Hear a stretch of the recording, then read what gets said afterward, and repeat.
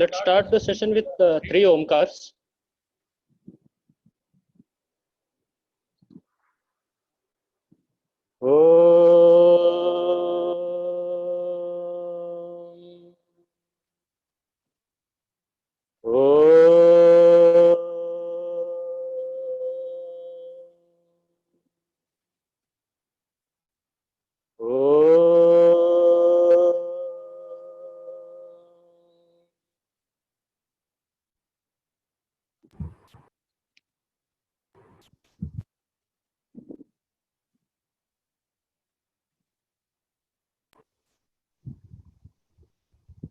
ओम श्री साई राम।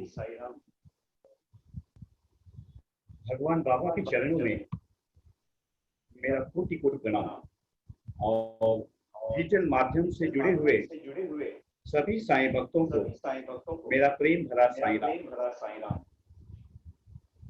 भगवान प्रेम के प्रतीक हैं। ऐसा दिव्य प्रेम सभी में मौजूद है। सभी के साथ अपना प्रेम बांटे, प्रभु हम सबसे यही उम्मीद करते हैं। स्वामी ने अपना सबसे ज्यादा समय अपने स्टूडेंट्स को दिया, उनके साथ वार्ता करते थे, उन्हें अपनी लीलाओं द्वारा, उदाहरण के द्वारा मानवीय मूल्य की शिक्षा देते थे। स्वामी ने कहा था कि आगे चलकर उनके भक्तों का और उनके स्टूडेंट्स का जीवन ही स्वामी का संदेश होगा। आज की इस दिव्य अनुभूति की कड़ी में स्वामी के साथ बिताए हुए उन दिव्य अनुभवों का हमारे साथ साझा करने के लिए हमारे बीच आ रहे हैं डॉक्टर जगदीश चंद्र जी। डॉक्टर जगदीश चंद्र जी छत्तीसगढ़ के एक साईं परिवार में पैदा हुए। उन्होंने स्वामी के महाविद्यालय में सन 2000 में बीएससी फिजिक्स में प्रवेश लिया। 2003 में बीएससी ऑनर्स पूरा करने के बाद एमएससी ऑनर्स इन फिजिक्स पूरा किया। सन 2007 में एमफिल और आगे नॉन लीनियर ऑप्टिक्स इस विषय पर सन 2010 में पीएचडी पूरी की। स्वामी ने स्वयं उन्हें इस विषय पर पीएचडी करने को कहा था। वे भगवान के साथ 2007 में चेन्नई, कोडाईकनाल गए और 2010 में दिल्ली और शिमला भी गए। आप बाबा के महाविद्यालय में 2 वर्षों तक प्राध्यापक भी रहे हैं। स्वामी के सन्मुख कई नाटकों में उन्होंने अभिनय किया, कई नाटकों को लिखा और उनके निर्देशन में उन नाटकों को स्वामी के सामने प्रस्तुत भी किया। स्वामी की कृपा से स्वामी के सन्मुख कई अवसरों पर उन्हें वक्ता के रूप में आमंत्रित किया गया, जैसे कि अतिरुद्ध महायज्ञ, वाइस चांसलर कॉन्फ्रेंस, वेद सप्ताह, ज्ञान यज्ञ इत्यादि। वर्तमान में आप सिंगापुर में एक प्रतिष्ठित कंपनी में सीनियर वैज्ञानिक के पद पर कार्यरत हैं।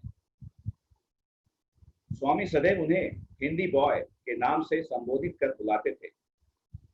इस संक्षिप्त परिचय के बाद मैं और ज्यादा समय नहीं लूंगा और आमंत्रित कर रहा हूं डॉक्टर जगदीश चंद्र जी को, जो आज सिंगापुर से हम सब से जुड़ रहे हैं। ओम साई राम।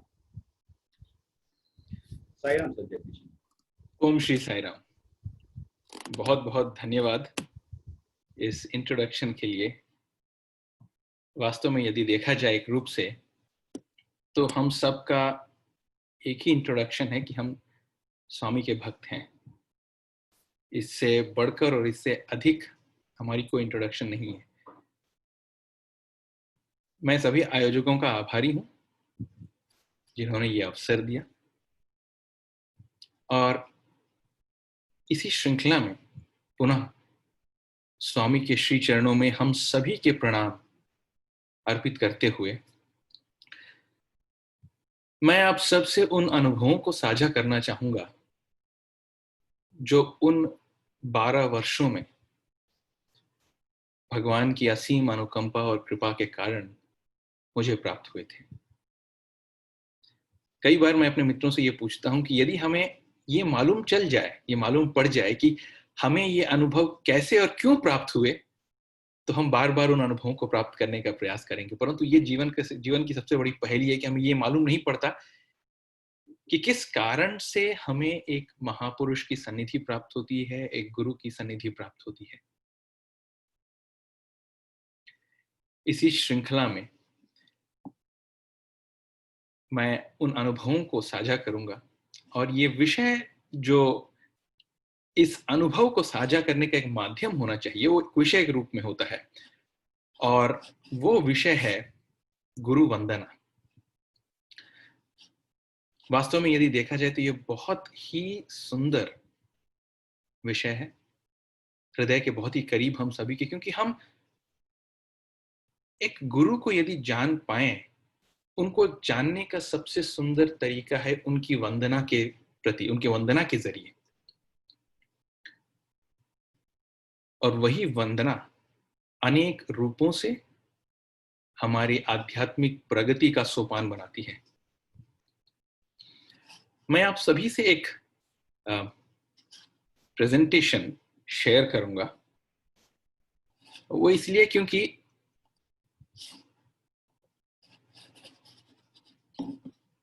एक इन चित्रों को ये जैसे ही शेयर करता रहूंगा, एक तो ये है कि ये चित्र आप सभी देख पाएंगे,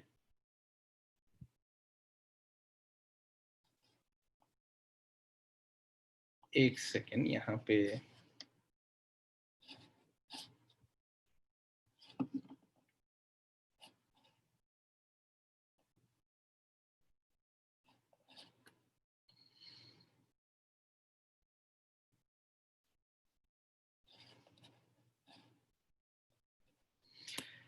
तो इसी श्रृंखला में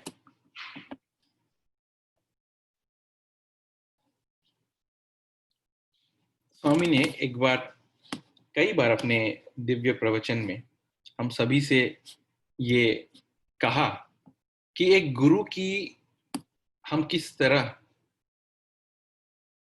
गुरु के वचनों का पालन करते हैं, किस प्रकार हम उनकी वंदना करते हैं। तो यदि आप ये डेस्कटॉप, क्या आप देख पा रहे हैं कि मैं क्या शेयर कर रहा हूं आप सभी के साथ?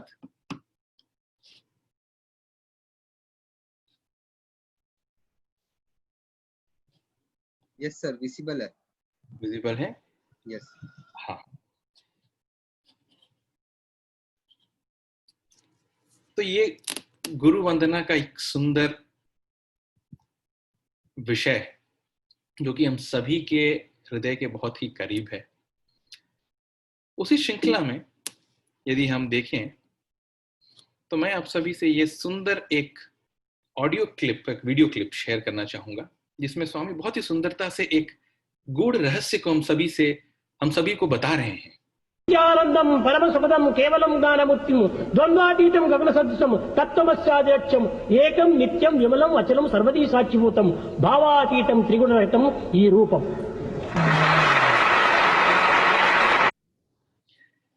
ये बहुत ही सुंदर श्लोक है, वेदों और शास्त्रों में इसका उल्लेख है कि एक ईश्वर, एक गुरु की स्तुति जब हम करते हैं तो उनके गुणों द्वारा करते हैं, परंतु इस समय में एक बहुत ही सुंदर विषय दृष्टिगोचर होता है, वो ये कि एक गुरु शिष्य परंपरा में एक बहुत ही महत्वपूर्ण कड़ी हमारे सामने आती है। वो है कि एक सुनार और सोने की कहानी, किस प्रकार एक सोने का आभूषण बनता है। यदि देखा जाए तो एक आभूषण बनने के पहले उन्हें बहुत ही औजारों से होकर गुजरना पड़ता है, बहुत ही कष्ट सहना पड़ता है, पीटा जाता है, छोटी पतली धाराओं में उसे पिरोया जाता है, नुकीले औजारों से इसे पीटा जाता है, ठोका जाता है, फिर गलाया जाता है। और कहते हैं कि उसे तब तक गलाया जाता है सोने को जब तक कि सुनार जो कि उसे गला रहा हो अपनी परछाई या अपना प्रतिबिंब उस पिघले हुए सोने में न देख ले, तब तक उसको तपाता है।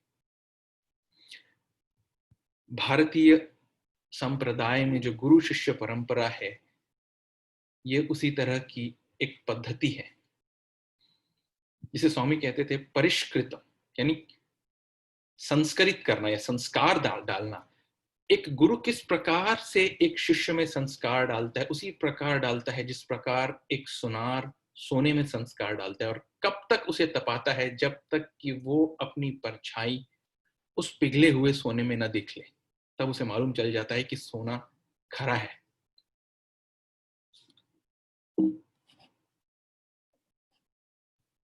ये वही श्लोक है, ब्रह्मानंदम परम सुखदम केवलम ज्ञानमूर्तिम द्वंद्वातीतम गगन सदृशम तत्वमस्यादिलक्ष्यम एकम नित्यम विमलमचलम सर्वधी साक्षीभूतम भावातीतम त्रिगुणरहितम सद्गुरुम तम नमामि। एक तरह से देखा जाए तो ये एक गुरु की व्याख्या है, एक गुरु के गुणों का बखान है। परंतु क्या हमारी ये क्षमता है, क्या हम में ये सामर्थ्य है कि हम अपने गुरु के गुणों का बखान कर सकें? क्या उनके गुणों की हम गणना कर सकें? एक और वेदों और शास्त्रों में लिखा गया है कि यदि हम संपूर्ण वेदों और शास्त्रों को करोड़ों वर्षों तक भी उनका अध्ययन करते रहें, तब भी हम ये नहीं जान पाएंगे कि उनकी गरिमा क्या है। जब वेदों और शास्त्रों का ही ये हाल है, तो हम एक गुरु, एक अवतार, उनके बारे में कैसे जान सकते हैं? तो ये जो शब्द हमें दिखाई दे रहे हैं, इनके माध्यम से मैं मात्र प्रत्येक वाक्य, प्रत्येक शब्द से मुझे जो अनुभव याद आता है, मैं उन अनुभवों को आपके साथ साझा करूंगा। हर एक शब्द में बहुत ही सुंदरता है और ये कोई साधारण श्लोक नहीं है। इसकी अपनी एक मिठास है, अपनी एक गरिमा है। पहला वाक्य, ब्रह्मानंदम परम सुखदम। यदि आप ये चित्र देखें तो ये चित्र है मई सन 2007 का।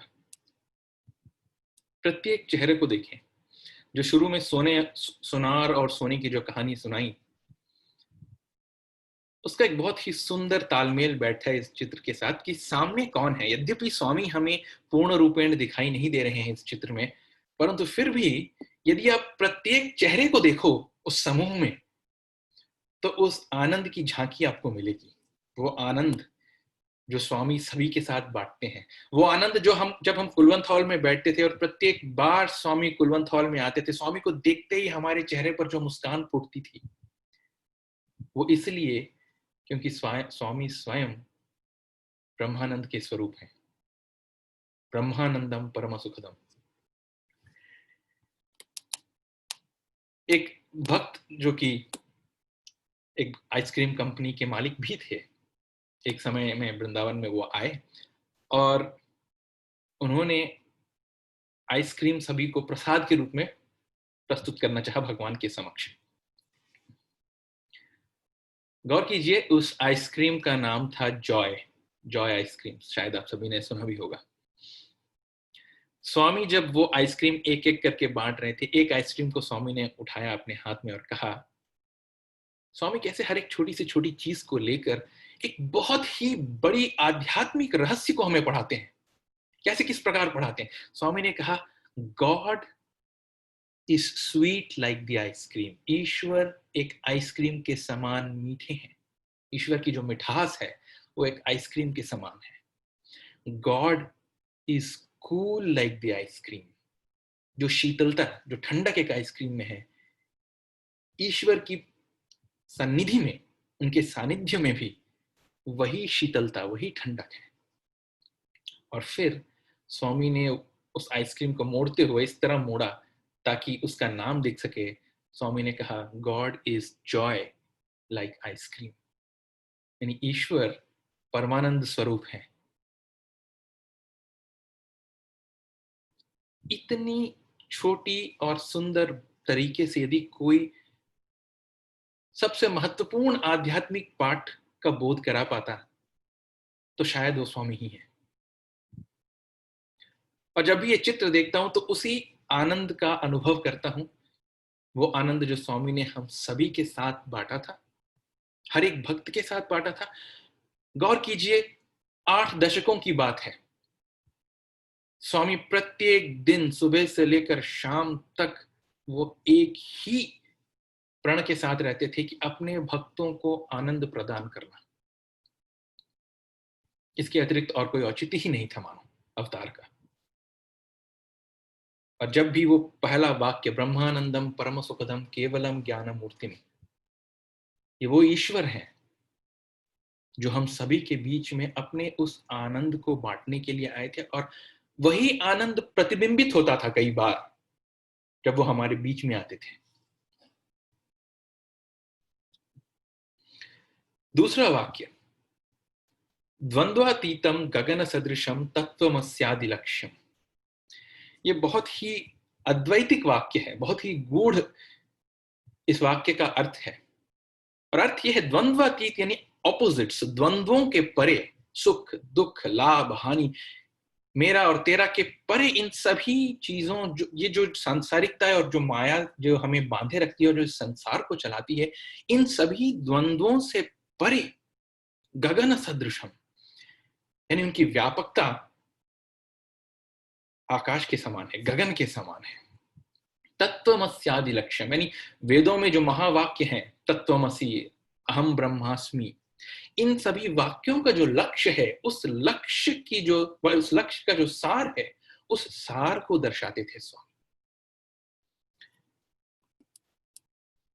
एक छोटा सा उदाहरण, एक सुंदर अनुभव। सन 2006 की बात, हम सभी स्वामी के पास बैठे हुए थे और वो दिन था ईद का। हम स्वामी के चारों ओर बैठे हुए थे क्योंकि हमें एक प्रोग्राम करना था। और इतने में जब स्वामी एक एक छात्र से बात कर रहे थे और सभी को कुछ बता रहे थे, उनमें एक छात्र, हमारा मित्र राजू, रंगनाथ राजू हम बोलते हैं उन्हें प्यार से, उनके मन में एक बात रोकी नहीं गई और उन्होंने धैर्य करके स्वामी से बोला कि स्वामी आप कब चलेंगे। क्योंकि वो उन दिनों की बात है जब स्वामी चेयर में आते थे, स्वामी के कमर की हड्डी में दरार आई हुई थी, फ्रैक्चर हुआ था और स्वामी चेयर में ही आते थे। उस समय स्वामी के हाथ में भी फ्रैक्चर हुआ था। स्वामी का उत्तर आप सुनकर आश्चर्यचकित होंगे। स्वामी ने कहा कि क्यों चलूं मैं, चलने का क्या उद्देश्य है। उन्होंने कहा नहीं स्वामी, हम आपको ऐसे नहीं देख सकते, आपकी पीड़ा को हम देख नहीं पा रहे हैं। स्वामी ने कहा कैसी पीड़ा की बात कर रहे हो, मुझे तो कोई पीड़ा नहीं है, मैं आनंद में हूं। अब जब स्वामी ने ऐसा कह दिया कि मुझे कोई पीड़ा नहीं है, मैं आनंद में हूं, अब कोई क्या कहे। कोई और उपाय न सूझते हुए उस छात्र ने कहा स्वामी, किसी और के लिए न सही, हमारे लिए आपको चलना होगा। और तब स्वामी ने कहा कि तुम कितने स्वार्थी हो कि तुम्हारे स्वार्थ के कारण मैं अपना प्लान बदल दूं। इन सोचिए कितना बड़ा वाक्य है ये जो हम अंत तक सोच रहे थे कि स्वामी अरे नहीं चल पा रहे हैं, कुछ हुआ है, भौतिक रूप से उनके शरीर को कोई क्षति पहुंची है जिसके कारण वो नहीं चल रहे हैं। नहीं, उस वाक्य के ऊपर ध्यान दीजिए जब स्वामी कहते हैं कि तुम्हारे स्वार्थ के कारण, तुम्हारे स्वार्थ के निमित्त से क्या मैं अपना प्लान बदल दूं, जो मैंने निर्धारित किया क्या उसे बदल दूं। वो जो स्वामी इतनी सरलता से, इतनी सुंदरता से हमसे सुबह शाम ये पूछते थे कि ब्रेकफास्ट में क्या खाया, आज क्लास में क्या पढ़ाई किया, आज सुबह जॉगिंग के लिए गया कि नहीं, वो स्वामी अचानक से एक ऐसा महावाक्य बोल जाते हैं जिससे ये अद्वैतिक जो प्रमाण है, जो अद्वैतिक फिलॉसफी जिसे हम कहते हैं, अद्वैतिक सिद्धांत है, उन सभी को एक वाक्य में समेट कर रख देते हैं कि जो कुछ हो रहा है वो मेरा परम संकल्प है। इन सभी द्वंद्वों से परे, चाहे हमारी खुशी हो चाहे कुछ भी हो, वो इन सभी से परे, अपने भौतिक परेशानियों से परे, मात्र हमें एक पाठ पढ़ाने के लिए कि हम किस प्रकार अपनी भौतिकता से ऊपर उठें। द्वंद्वों से परे, आकाश के समान विशाल, तत्वमस्यादि लक्ष्यम, उन महावाक्यों का जो सार है वो स्वामी का कथन ही है। एकम, ये वाक्य, इस वाक्य के कई सुंदर, इस वाक्य से जुड़े, इस शब्द से जुड़े कई सुंदर अनुभव हैं, परंतु एक अनुभव जो कि आप इस चित्र में देख सकते हैं कार से संबंधित है। कई बार स्वामी इतनी सरलता से, इतनी सुंदरता से वो अनमोल रतन हमारे गोद में भर देते हैं कि शायद हम उन्हें समेट भी नहीं पाए। कई बार ये उस समय की बात है जब एक सुंदर नई गाड़ी स्वामी के लिए एक मंगाई गई थी, और वो गाड़ी विदेश से होते हुए चेन्नई आई। चेन्नई में बंदरगाह थी, और वहां से उस गाड़ी को वृंदावन लाया गया। जब उस गाड़ी को लाया गया तो स्वामी को खबर दी गई कि स्वामी गाड़ी आ गई है, और स्वामी बाहर आए और ऐसे कार को देखने लगे जैसे कि उन्होंने जीवन में पहले कभी कार देखा नहीं थी। यही नाटक है, यही वो नाटक है जैसे माया नाटक सूत्रधारी जिसे हम कहते हैं। और स्वामी जब वो वेश धारण करते हैं, जब नाटक करने लगते हैं, उसकी कल्पना करना मुश्किल है। जैसे स्वामी कहते हैं, I am a child among children, man among man. Swami उस कार को देखते हुए एक छोटे से बालक की भांति, जो कि एक नई नवेली नया खिलौना देख रहा है अपने सामने, और एकदम उत्सुकता से बाहर आते हैं और कार को घूरने लगते हैं, देखने लगते हैं। इतने में वो भक्त जो कि उस कार को लेकर यहाँ तक आए थे, वो भी खड़े थे कार के पास में, और स्वामी की उत्सुकता को देखकर उन्हें ऐसा लगा कि चलो स्वामी की उत्सुकता में हम भी 4 चांद लगा दें। और वो बोलने लगे, स्वामी ये कार अपने किस्म का दुनिया में एक ही कार है, क्योंकि वो उस मॉडल का जो पहला कार जो बना था उसे लेकर सबसे पहले स्वामी के पास उसे लाया गया था। और अपनी उत्सुकतावश उन्होंने ये स्वामी से कह दिया कि स्वामी दुनिया में ऐसा कार एक ही है। और उस समय जब उस नाटक के बीच में स्वामी को ये पाठ पढ़ाना था, स्वामी झट से उनकी तरफ देखकर बोलते हैं, बंगारू दुनिया में ऐसा साईं बाबा भी एक ही है। कितनी सुंदरता से एक गूढ़ संदेश को स्वामी ने हम सभी के बीच में पहुंचाया कि दुनिया में ऐसा साईं बाबा भी एक ही है। पूर्व की मशहूर, बहुत ही प्रचलित और प्रख्यात योगी आनंदमयी माँ जी से किसी भक्त ने, जो कि स्वामी के भी भक्त थे, वो उनके पास एक बार गए थे और वो उनसे वार्तालाप कर रहे थे। तो एक बहुत ही सुंदर बात उन्होंने बताई। उन्होंने कहा कि ये जो सत्ययुग, त्रेता युग, द्वापर युग और कली का जो साइकिल है, ये निरंतर चलते रहते हैं।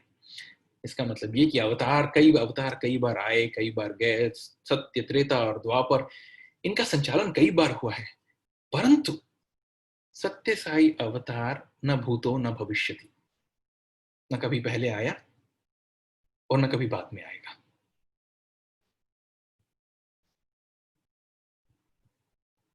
दुनिया में ऐसा साईं बाबा भी एक ही है। ये मात्र कुछ शब्दों का जमावड़ा नहीं है, ये मात्र कुछ एक सुंदर वाक्य नहीं है, ये एक रहस्य था, एक रहस्य है। और इस रहस्य को हमसे अवगत कराने के लिए और कोई पर्याप्त नहीं था, स्वयं स्वामी ने ही हमें ये बताया। और हमारे सौभाग्य की हम क्या कहें कि ऐसे गुरु की वंदना करने का हमें अवसर मिल रहा है, उनके सानिध्य में रहने का, उनकी सेवा करने का, उनसे जुड़े रहने का, उनके बारे में जानने का। एक बार स्वामी विवेकानंद जी से किसी ने पूछा कि स्वामी जी, आपके हिसाब से भगवत गीता का सबसे सुंदर, सबसे महत्वपूर्ण श्लोक कौन सा है? स्वामी विवेकानंद जी ने कहा उस भक्त से कि एक श्लोक ऐसा है जिसका अर्थ आप यदि जान लें तो बाकी भगवत गीता नहीं जाने तो भी चलेगा, लेकिन अगर उस श्लोक को हम नहीं समझ पाए तो बाकी भगवत गीता जान के भी कोई फायदा नहीं है। ये कौन सा श्लोक था?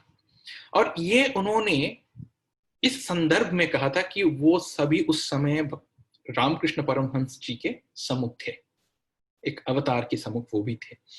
तो कौन सा श्लोक था? जन्म कर्म च मे दिव्यम एवं यो वेत्ति तत्वतः त्यक्त्वा देहम पुनर्जन्म नैति मामेति सो अर्जुनः। जन्म कर्म च मे दिव्यम, भगवान श्री कृष्ण कहते हैं अर्जुन से कि हे अर्जुन, जो ये जान लेता है कि जन्म और कर्म से मैं दिव्य हूं, जिसकी मुझमें ये आस्था है कि मेरा प्रत्येक कर्म और मेरा जन्म दिव्यता से परिपूर्ण है, उसे मोक्ष यहां और इसी क्षण प्राप्त हो चुका है, उसे और कुछ करने की जरूरत नहीं है। जब स्वामी ने यह कहा कि दुनिया में एक ऐसा साईं बाबा एक ही है, मेरा मन इस अनुभव की ओर दौड़ा कि यदि हम ये मान लें, यदि हम ये जानते हैं कि ये अवतार पुरुष हैं, जन्म और कर्म से दिव्य हैं, इससे अधिक हमें और जानने की कोई जरूरत नहीं है, कुछ भी जानने की आवश्यकता नहीं है। मोक्ष तो कब का मिल चुका है। एकम नित्यम, नित्य का अर्थ इस श्लोक में यह है कि जो परिस्थितियों के विपरीत या परिस्थितियों के परे हो, देश काल और परिस्थिति में जो बदले नहीं। हम कई बार कहते हैं, हम किसी छोटे बच्चे को यदि हम बताना चाहें कि ऐसी कौन सी चीज है जो अडिग है, जो एक समान रहती है, तो प्राय हम बोलते हैं कि सूरज पूर्व से उगता है और पश्चिम में अस्त होता है। परंतु यदि हम पृथ्वी से बाहर निकलते हैं तो ये वाक्य सत्य नहीं रह जाता, क्योंकि ये देश काल और परिस्थिति पर निर्भर करता है। तब हमें ये लगता है कि सूर्य ना तो उदय होता है ना ही उसका अस्त होता है, तो फिर पूर्व पश्चिम पृथ्वी गोलाकार है। नित्य का अर्थ स्वामी ने बड़ी सुंदरता से हम सभी को यह बताया कि जो त्रिकाल में वर्तमान, भूत और भविष्य, देश काल और परिस्थिति में तनिक भी विचलित ना हो, वो सत्य, वही सत्य नित्य है। छोटा सा उदाहरण, एक सुंदर अनुभव। एक बार एक छात्र जो कि बहुत पहले स्वामी के विद्यालय से निकल चुके थे, वो ओल्ड स्टूडेंट्स साइड में बैठे हुए थे और वो एक कार्ड लेके आए थे। कार्ड किस लिए? कि उनका गृह प्रवेश होने वाला था और गृह प्रवेश के लिए वो स्वामी को आमंत्रित करना चाहते थे अपने गांव। और जब स्वामी को उन्होंने आमंत्रित करने के लिए, वो जब स्वामी दर्शन में आए और उन्होंने वो कार्ड देने के लिए वो अपने घुटनों के बल खड़े हुए, तो स्वामी को उन्होंने वो कार्ड दिया और कहा, स्वामी ये हमारे घर का, हमारा गृह प्रवेश हो रहा है, कार्यक्रम भी है, कई सारे भक्त हैं वहां आपके, आप आएंगे क्या गृह प्रवेश के लिए? और स्वामी ने कहा, हाँ मैं आऊंगा, मैं जरूर आऊंगा, मैं आता हूं। और ये छात्र एकदम उत्साहित, आनंद की कोई सीमा नहीं, स्वामी बोल रहे हैं वो आएंगे। और वो भाग के गया अपने गांव और तैयारी करने लगा। जहां 100 कार्ड बांटने थे वहां 1000 कार्ड बांट के आया। तो उसमें कार्ड में ये लिख दिया था कि भगवान बाबा उद्घाटन करने आएंगे या गृह प्रवेश में सम्मिलित होने के लिए आएंगे, ये वो सब लिख के वो दिन आखिर आ ही गया। इंतजार कर रहे हैं, फोन पे फोन लगा रहे हैं, यहां से स्वामी निकले ही नहीं, स्वामी दर्शन देने आए हुए हैं और स्वामी के पुट्टपर्ती से निकलने का कोई संदेश ही नहीं। दिन की घड़ियां बीतती गई, शाम हो आई और उस छात्र के दुख का कोई ठिकाना नहीं रहा। एक तरफ तो दुख, उसके ऊपर जो 1000 लोग तांता लगाए हुए खड़े हुए थे, सब प्रतीक्षा कर रहे थे, बोल रहे थे कि क्या तुम बोले थे स्वामी आएंगे, यहाँ क्या हो गया? तो वो करेले पे नीम चढ़ा जिसे कहते हैं ना, वो हिसाब, ऐसा हिसाब हो गया। और उसके मन में जो कड़वाहट भर गई, बोले अब स्वामी को जाके बताऊंगा मैं पुट्टपर्ती में। आया बेचारा, बैठा दर्शन में, और जब दर्शन के लिए आया हुआ था वो, तब अपने हाथ में वो गड्डी जो है, इतने सारे जो इनविटेशन कार्ड्स, निमंत्रण पत्र घर के लिए जो है, वो सब साथ में लेके आया था, मानो उन सभी भक्तों का आक्रोश अपने साथ लेकर आया हो। वो सभी समेट कर लेकर आया था और जब स्वामी उसके निकट आए तो स्वामी से मुंह फेर के वो चिट्ठियों को ऐसा दिखा रहा था, ऐसा दिखाया उसने। और स्वामी उसकी तरफ देख के बोले, बंगारू नाराज हो क्या? तो उसने यूं ही सर हिलाया। तो स्वामी ने कहा, जाओ इंटरव्यू रूम में बैठो, मैं आता हूं। तो वो उठ के गया इंटरव्यू रूम में।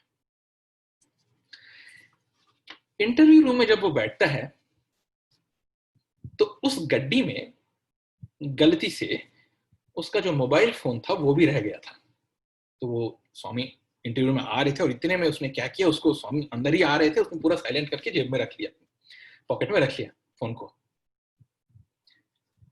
और जैसे ही स्वामी आए, स्वामी अपने कुर्सी में विराजमान हुए, अपने सोफा में बैठे इंटरव्यू रूम में, और स्वामी उसके तरफ घूर रहे थे। और जैसे ही स्वामी उसके तरफ घूर रहे थे, उस फोन का कंपन होने लगा, वाइब्रेशन मोड में था वो, तो जुम जुम से बजने लगा और स्वामी उसके तरफ घूर कर देख रहे थे। अब ये बेचारा अपने पॉकेट में दबा रहा है, किसी तरह उस कॉल को कट करने की कोशिश कर रहा है, साइलेंट करने की कोशिश कर रहा है, और स्वामी उसके तरफ घूरे जा रहे हैं। और स्वामी उससे कहते हैं कि नहीं नहीं, फोन उठा ले, माँ फोन कर रही है, माँ फोन लगा रही है। अब वो फोन उठाता है, कट करूंगा, सोचते हैं स्वामी उठे, नहीं कट मत कर, फोन उठा, मम्मी माँ कुछ बहुत ही इंपॉर्टेंट बोलने वाली है, बहुत ही महत्वपूर्ण कुछ बोलने वाली है, फोन उठा। तो उसने फोन उठाया और कान से जैसे ही फोन लगाया, माँ वहां से चीख रही है, अरे कहाँ है तू? और ये अब कैसे बताए कि इंटरव्यू रूम में स्वामी के सामने बैठा हुआ है। वो बोल रहे कि माँ बाद में फोन करता हूँ, मैं यहाँ पुट्टपर्थी में धीरे से बोलने की कोशिश कर। अरे मुंह बंद कर, स्वामी मेरे सामने यहाँ घर में प्रत्यक्ष बैठे हुए हैं, तू कहाँ है? और ये इस छात्र ने जैसे ही सुना, बहुत ही आश्चर्यजनक तरीके से फोन करता है और स्वामी मुस्कुराते हुए उससे पूछते हैं, कहाँ है स्वामी, वहां कि यहां? उसके रोंगटे खड़े हो गए, मन रोमांचित, समझ में नहीं आ रहा था क्या कहूं। इतने में फिर से फोन बजता है, फिर से फोन बजता है, ये फिर कट करने की कोशिश करता है, उसे ऐसा लगता है कि उसकी माँ फिर दोबारा फोन मिला रही है। इतने में स्वामी फिर कहते हैं, नहीं बंगारू फोन उठाओ, भाई कॉल कर रहा है यूनाइटेड स्टेट्स से। डरते हुए फिर फोन उठाता है, फिर फोन उठाता है तो भाई भी वहां से यही चीखते हुए पूछता है कि अरे कहाँ है तू, यहाँ बहुत ही विस्मयक घटना हो रही है, स्वामी मेरे सामने उपस्थित है यहाँ पे, मैं क्या बोलूं तुम्हें? और स्वामी फिर बहुत ही आश्चर्यजनक तरीके से फोन करते हैं और स्वामी देख के पूछते हैं, वेयर इज स्वामी, हियर और देयर?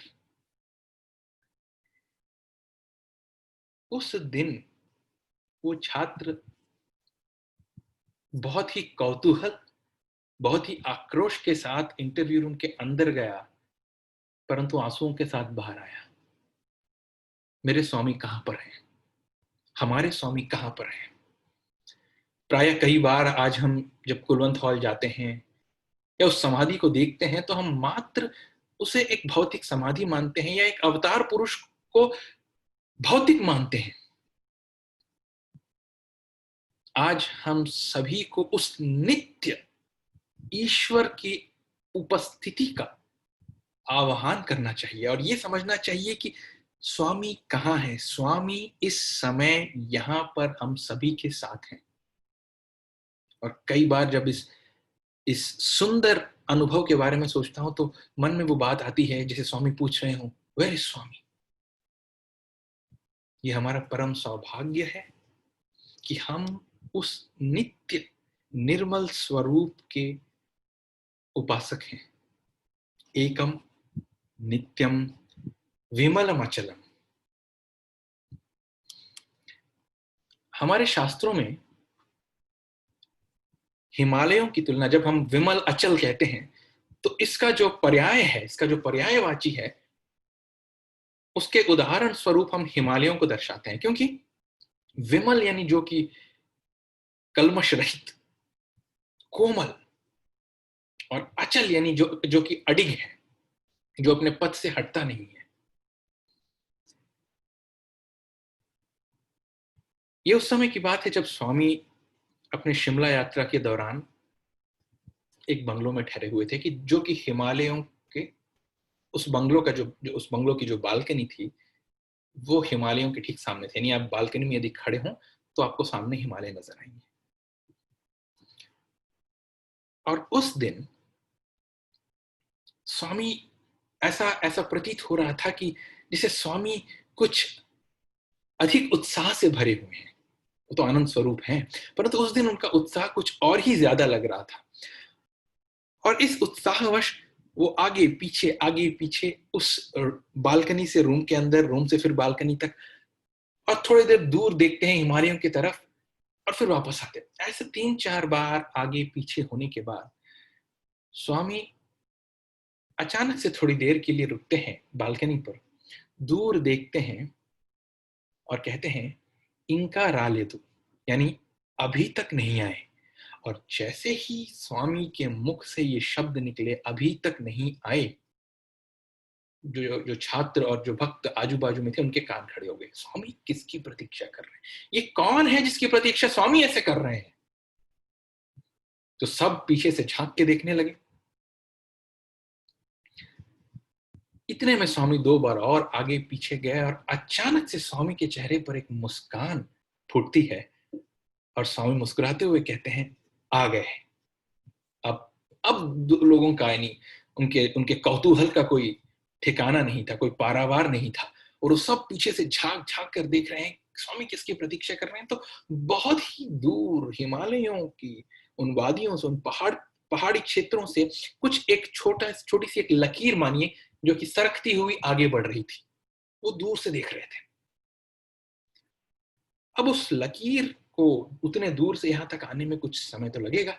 इतने में स्वामी आए कमरे में और कहा कि तुम सबके पास कोई अच्छे बिस्किट हैं क्या? तो उन सभी ने क्या, उनके पास जो शायद आजू बाजू में कोई बिस्किट थे, तो उन्होंने कहा, स्वामी ने कहा, ये नहीं, वो अच्छे वाले। तो कोई छात्र अंदर गया और जो बक्सा था अच्छे बिस्किट्स का, वो लेके आया। और कुछ देर स्वामी वो उस बक्से को लेकर बालकनी में स्वामी प्रतीक्षारत थे। और इतने में वो जो छोटी सी लकीर नुमा कुछ जो आगे बढ़ती हुई, सरकती हुई आ रही थी, जब पास से उन्होंने देखा तो क्या देखते हैं कि 7 जर्मन शेफर्ड कुत्ते, मैंने इसलिए इस चित्र में आप देख पाएंगे कि एक जर्मन शेफर्ड कुत्ता, 7 इस प्रकार के कुत्ते एक पंक्ति में दौड़ते हुए आ रहे थे और वो ठीक उस बालकनी के नीचे आकर खड़े होते हैं। और बालकनी के नीचे आके खड़े होते हैं, एक पंक्ति में खड़े होते हैं। स्वामी उनमें से हर एक कुत्ते को उस पैकेट में से बिस्किट निकाल कर फेंकते हैं। हर एक कुत्ता बड़ी विनम्रता, बड़ी अनुशासन के साथ अपने हिस्से के बिस्किट को ग्रहण करता। सब एक साथ झुकते, स्वामी उन सभी को अपना अभय देते हैं और सभी भागते हुए वापस दृष्टि से ओझल हो जाते हैं। ठीक जिस प्रकार वो आए थे उसी प्रकार दृष्टि से ओझल हो जाते हैं। और तब स्वामी अपने हाथों को झाड़ते हुए अंदर आते हैं और कहते हैं, बेचारे सप्तऋषि आए थे, कब से बोल रहे थे दर्शन करना है, तो आज मैंने उनको आने दिया। कल्पना कीजिए कि हमें वो सौभाग्य प्राप्त है जहां हम एक मानव शरीर में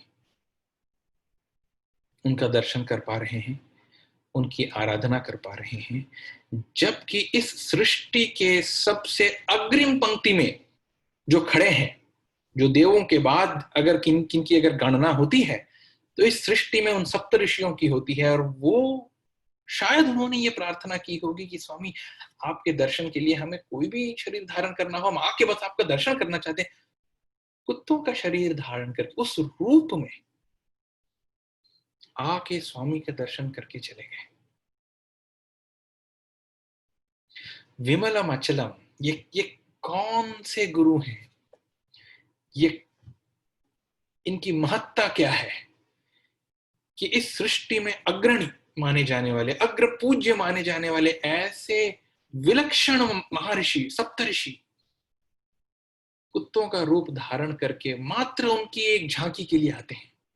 और ऐसे कितने क्षण हैं, ऐसे कितने दर्शन हैं जब हमने उन्हें देखा है।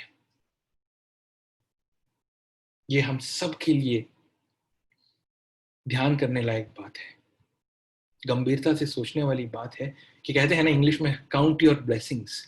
हम किस प्रकार अपनी कृतज्ञता स्वामी को अर्पित करें, जिन्होंने अपने अवतार के दौरान हमें समकालीन होने का वरदान दिया है। एकम नित्यम विमलम अचलम सर्वदी साक्षीभूतम।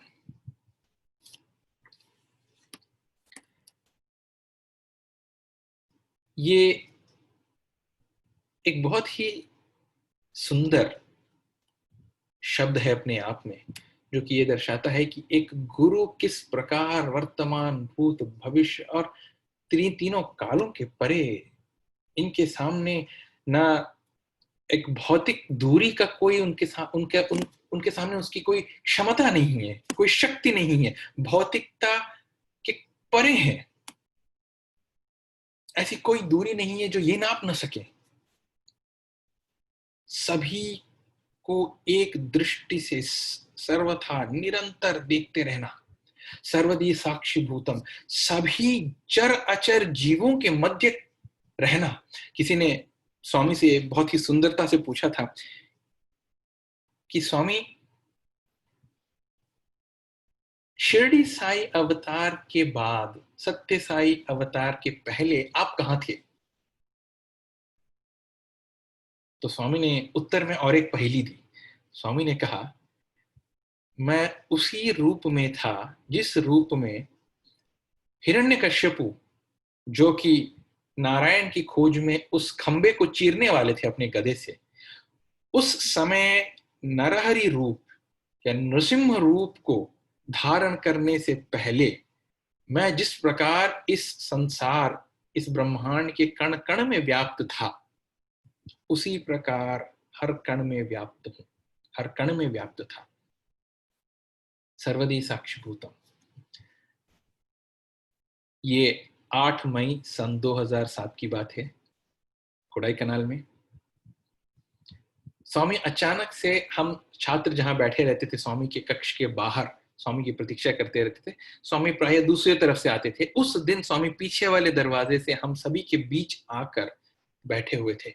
स्वामी के दाहिने तरफ एक खिड़की थी और खिड़की के पर्दे को स्वामी हल्के से हटा के नीचे भक्तों को देख रहे थे। किसी भक्त को इसका अंदाजा भी नहीं था, किसी को इसकी भनक भी नहीं लगी थी कि स्वामी उन्हें देख रहे हैं।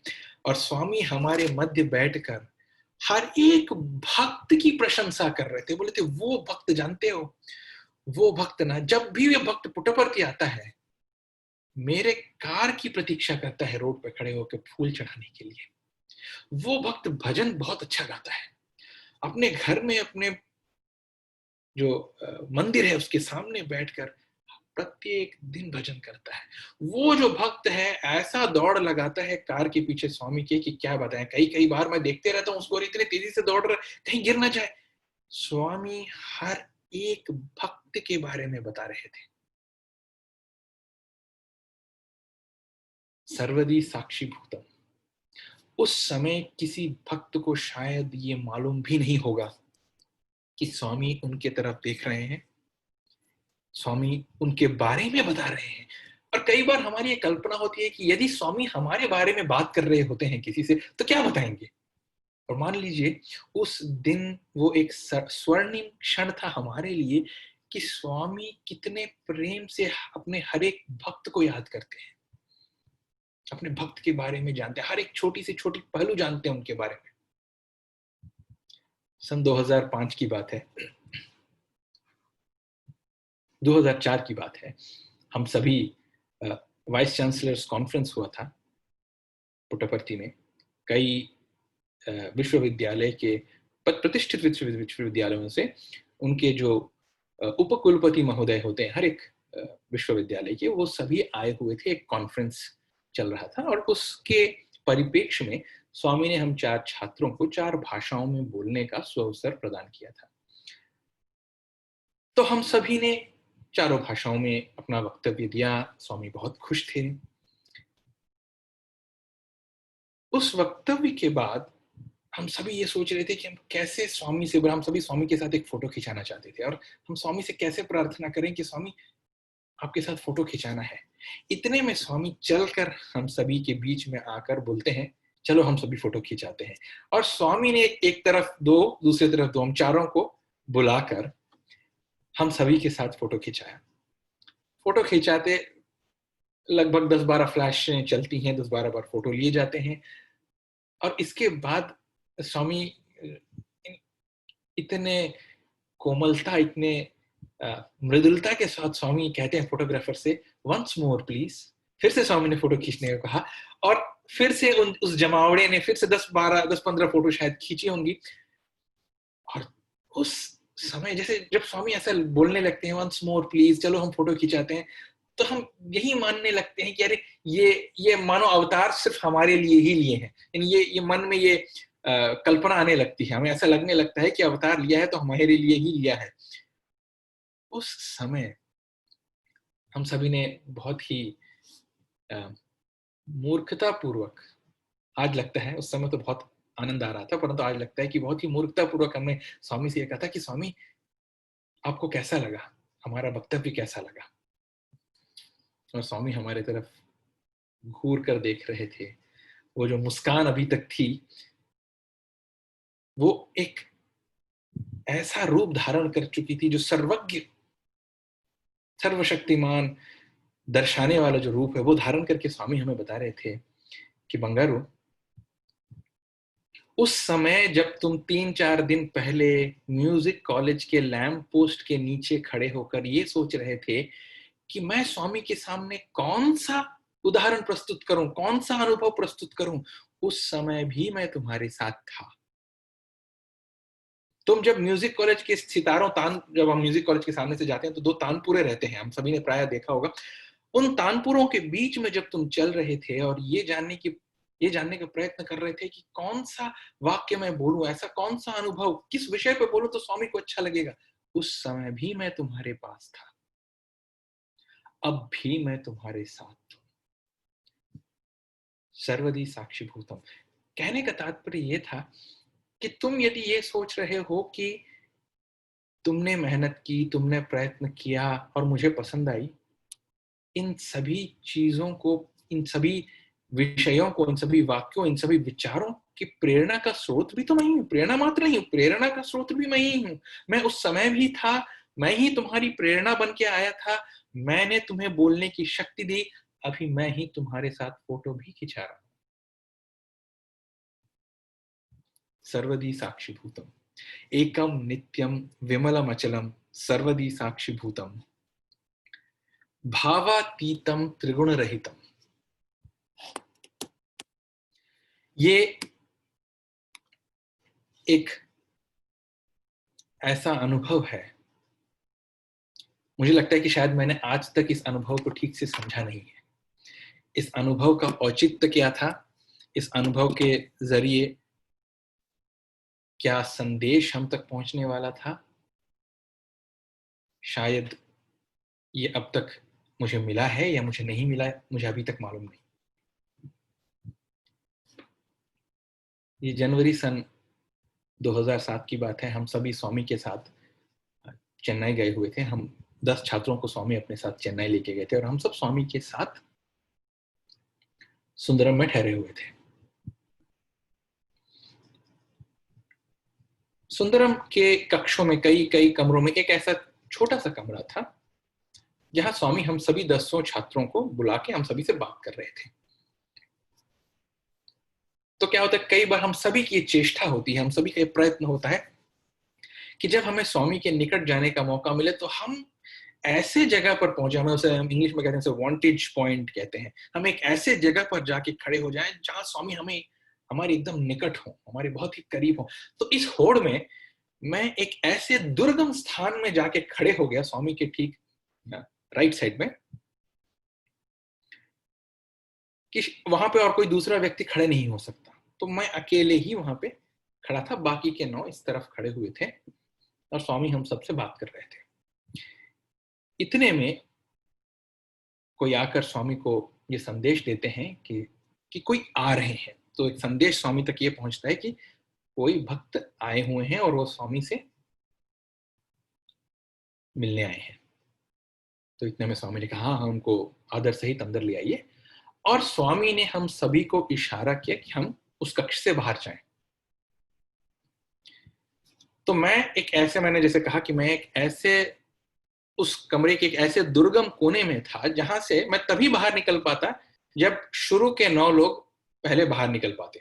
शुरू के 9 पहले बाहर निकले, फिर मैं निकल पाऊंगा। तो मैं प्रतीक्षारत था, मैं प्रतीक्षा कर रहा था कि बाकी के जो 9 लोग हैं वो बाहर निकले। और जैसे ही ये 9 लोग बाहर निकल रहे थे, मैं खड़ा हुआ। मैं जैसे ही आगे बढ़ने ही वाला था, स्वामी ने अपने पैर फैला दिए और रास्ते को रोक लिया। मानिए स्वामी के छोटा सा कमरा था, स्वामी के और उस एक दीवार जो थी उसके बीच में मात्र 2 या 2.5 फीट का गैप था, और उस गैप से होके मुझे गुजरना था। और उस समय जब मैं खड़ा हुआ जाने के लिए, स्वामी ने पैर पसारे और जैसे पैर फैलाए तो मेरा जो पथ था वो अवरुद्ध हो गया। अब मैं ये समझ नहीं पा रहा था कि मैं क्या करूं। मैं स्वामी की तरफ देख रहा था, स्वामी मेरे तरफ देख रहे थे। मैं स्वामी से क्या पूछूं? स्वामी से ये पूछूं, स्वामी क्या मैं जाऊं? इससे बड़ी मूर्खता और क्या हो सकती है कि एक ऐसा अवसर मिला है कि मैं स्वामी के साथ हूं एक कमरे में, और मेरे मन में ये कौतूहल, ये भाव आ रहा है कि मैं स्वामी से क्या कहूं, और स्वामी मेरे तरफ एकटक देख रहे थे। कई बार जीवन में ऐसा ही होता है, और ये उनका वो अद्वैत रूप है। स्वामी उस समय जिन स्वामी को मैंने देखा, वो इस चित्र में जिस प्रकार स्वामी है, कोई भाव नहीं उनके चेहरे पर। एक टक ऐसे देख रहे थे जैसे कि मैं उस कमरे में था ही नहीं, मानो कि मैं पारदर्शी था, मानो मैं एक कांच का टुकड़ा था जिसके आर पार स्वामी देख रहे थे। और मैं बैठा हुआ था, ये सोच रहा था, मेरे मन में एक साथ हजारों सवाल गुजर रहे थे कि स्वामी मैं क्या करूं? आपने सभी को जाने को कहा और मैं यहाँ अटक गया हूं, या फिर मैं अपने सौभाग्य की क्या कहूं कि मैं वहां पर अटका हुआ था उस समय। और मैं हाथ जोड़कर कांपते हुए धीरे से बैठ गया। और मैं जैसे बैठ रहा था, स्वामी मुझे देख रहे थे नीचे बैठते तक। इतने में वो भक्त अंदर आए, और वो भक्त अंदर आए हैं, और जैसे ही स्वामी के सम्मुख वो आए, वो जो चेहरा था जो भावों से परे था। देखिए, भावहीन होने में और भाव से परे होने में अंतर होता है। और जब हम स्वामी को ऐसा देखते हैं तो हमें पता चल जाता है कि वो भावहीन चेहरा नहीं, वो भाव से परे है। और उस भाव से परे उस सुंदर मुख पर एक मुस्कान फूटती है जब वो भक्त अंदर आते हैं। और स्वामी अरे कैसे हो कहते हुए उनसे वार्तालाप प्रारंभ करते हैं। और कई विषयों में बात करते हुए वो भक्त स्वामी से कहते हैं कि स्वामी, हमारे उस क्षेत्र में पीने की पानी की किल्लत है, समस्या है, पीने की पानी की समस्या है। और वो स्वामी से बता रहे थे कि स्वामी, उस क्षेत्र में कोई ऐसा झरना नहीं है, कोई झील नहीं है, कोई नदी नहीं है जहां से कोई रिजर्वायर बनाया जा सके, एक तरह का बांध बनाया जा सके जहां हम पानी थोड़ा संभाल के रखें या रोक के रखें, ताकि गर्मी के समय में हम उस पानी का भोग कर सकें या उस पानी को का इस्तेमाल कर सकें। लेकिन स्वामी उस समय उनको देख के बोल रहे थे नहीं नहीं नहीं, है, वहां पे है। और ये भक्त जो कि उस क्षेत्र के हैं बोले नहीं स्वामी नहीं यार। और दाद देनी होगी उस भक्ति की तैयारी की कि वो अपने साथ एक मैप लेके आए। देखिए, भक्ति ऐसी होनी चाहिए। कई बार कहते हैं ना कि चाहे लोग कोई भी भविष्यवाणी कर दे, कह दे बारिश होगी कि नहीं होगी, भगवान उसी भक्त से रीझता है जो कि छतरी लेकर आता है बाहर। उन सभी भविष्यवाणियों के परे जो भक्ति उसकी ऐसी अडिग होती है कि वो छतरी लेकर बाहर आता है, वो भगवान को विवश कर देता है। इन भक्त की जो भक्ति थी वो ऐसी ही थी शायद। वो तो मानचित्र लेकर आए थे, मैप लेके आए थे, भूगोल मैप लेके आए थे उस क्षेत्र का स्वामी को दिखाने के लिए। शायद उन्हें ये मालूम था कि इस समस्या का परिष्कार इन्हीं के श्री चरणों में होगा। और उन्होंने वो मैप, काफी बड़ा मैप था, वो खोलते गए तो काफी बड़ा हो गया। और मेरा सौभाग्य ये था कि उस मैप का एक छोर मैं पकड़े हुए था। तो मुझे कई बार ऐसा लगता है कि शायद उस एक छोर को पकड़ने के लिए स्वामी ने एक ह्यूमन स्टैंड वहां पे रखा था, तो मेरी भूमिका शायद वही थी। और मैं उस मैप का एक छोर पकड़े हुए था, और स्वामी बात कर रहे हैं। वो मुख जो कि अभी भाव से परे, था उसमें अभी कई तरह के भाव देखने को मिल रहे हैं। और इतने में वो भक्त दोहराते हैं कि स्वामी देखिए, ये जो झरना है, ये जो नदी है, ये काफी दूर है, ये है, वो है। और स्वामी देख रहे हैं। थोड़े देर बाद स्वामी उस भक्त के चेहरे की तरफ देखते हैं और वो भक्त अपने भावों से स्वामी को ये अवगत कराने का प्रयत्न कर रहे हैं कि स्वामी ये है, वो है, ये नहीं है, वो नहीं है, कहां से पानी आए। और फिर उस भाव से परे चेहरे से स्वामी ने उनको देखते हुए, स्वामी उस मैप की तरफ देख भी नहीं रहे थे, स्वामी ने उस भक्त को देखते हुए अपनी उंगली, लेफ्ट हैंड इंडेक्स फिंगर उठाया और उस मैप पे रख दिया। अब वो भक्त क्या है कि पहनी नजर के साथ गूढ़ता से उस मैप को, उस जगह को देख रहे हैं, घूर रहे हैं जहां की स्वामी ने अपनी उंगली रखी। कोई शब्द नहीं कहे गए, एक शब्द भी उन्होंने नहीं कहा, परंतु जैसे ही उन्होंने उस मैप को देखा, उनके चेहरे के हाव भाव ऐसे बदले, उन्होंने अपने गाल पीटने प्रारंभ कर दिए। देवा देवा, गलती हो गई, गलती हो गई, कांपने लगे। ये मैं अनुमान ही लगा सकता हूं कि शायद एक ऐसा बड़ा स्रोत था पानी का जो इन सभी ने अनदेखा कर दिया, जो इनके मन से चला ही गया होगा शायद। और यहां पर स्वामी उसी भाव मुद्रा में थे जैसा कि 10 मिनट पहले जब मैं अकेले उनके साथ था। उस भक्त की प्रशंसा का इनके चेहरे पर प्रतिबिंब पड़ नहीं रहा था। स्वामी उसी निर्मल भाव से परे की मुद्रा में थे। और उस दिन जो दृश्य मैंने देखा, ऐसा प्रतीत हुआ कि कई बार हमारे जीवन में, हमारे चेहरे पर और या हमारे मन में कई सारे प्रश्न होते हैं, कई सारी दुविधाएं होती हैं, कई सारी समस्याएं होती हैं, और हमें ऐसा लगता है कि स्वामी क्या आप हमें देख नहीं रहे हैं। और तब जाके मैं इस चित्र की तरफ देखता हूं और वो प्रेरणा मिलती है कि उस दिन भी मेरे मन में यही था कि स्वामी मैं अब क्या करूं, आपने जाने को कहा, अब मैं क्या करूं। जिस भाव के साथ स्वामी देख रहे थे, ये वही भाव था। एक सुंदर और बहुत ही छोटा पर बहुत ही सुंदर अनुभव हमारे गुरु भाई परती में, उन्होंने स्वामी से एक बार इंटरव्यू रूम में उन्होंने पूछा कि हम इतनी तपस्याएं करते हैं, हम इतनी साधना करते हैं। उन्होंने स्वामी से पूछ ही लिया कि स्वामी यदि आप चाहें तो आप हमें मोक्ष या आत्म साक्षात्कार यूं दे सकते हैं। यूं चुटकी बजाते हुए स्वामी को इंटरव्यू रूम में किसी ने अगर ये साहस किया तो वही भक्त हैं, वही हमारे गुरु भाई हैं। उन्होंने कह दिया स्वामी से कि स्वामी यदि आप चाहें तो हमें आप आत्म साक्षात्कार यूं दे सकते हैं। उस समय स्वामी उसी सुंदरता से एक मंद मुस्कान उनके चेहरे पर फूटती हुई वो देख रहे थे कि हाँ ये और कितना बोलेगा।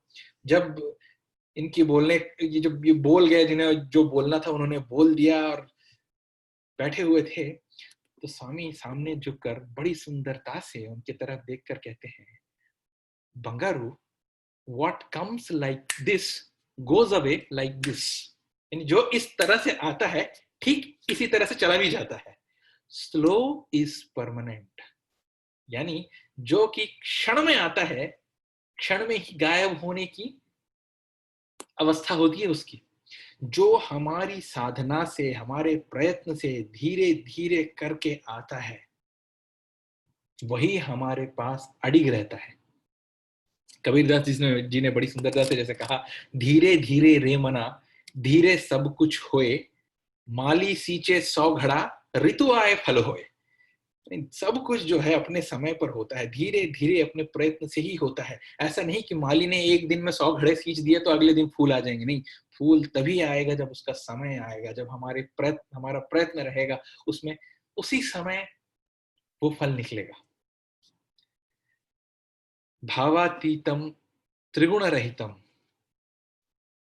सद्गुरुम तम नमामि।